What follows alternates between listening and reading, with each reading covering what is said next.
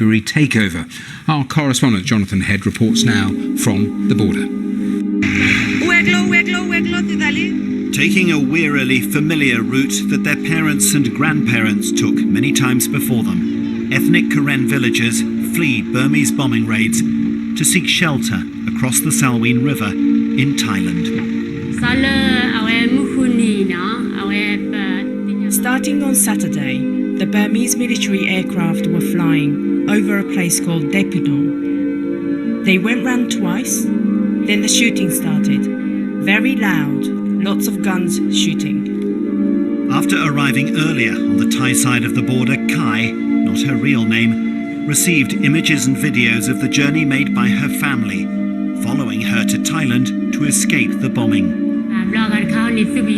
The Burmese army is living all round us. We don't want this anymore. The soldiers live close by and give us trouble all the time.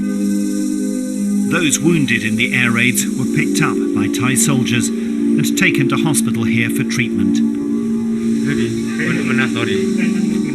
I can still hear the airstrike, said this man. I keep hearing it, and I can't sleep. But the Thai authorities are being less hospitable to the rest of the refugees.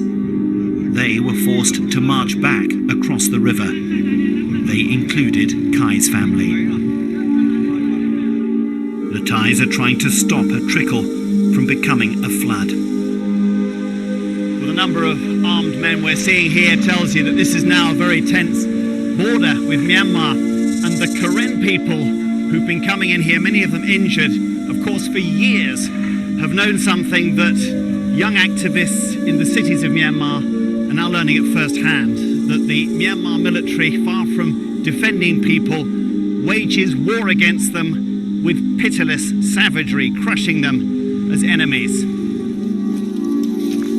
In what's now the world's longest civil war, thousands of Karen civilians have been displaced, beaten, raped and murdered by Burmese soldiers. Little surprise then that the same army is treating civilians in the cities with a death toll in 2 months approaching 500 and climbing. In Thailand, they're bracing themselves for a much larger wave of refugees. They've seen it before here from the war-torn Karen areas of Myanmar.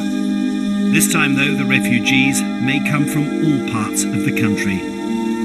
Jonathan Head, BBC News, on the Thai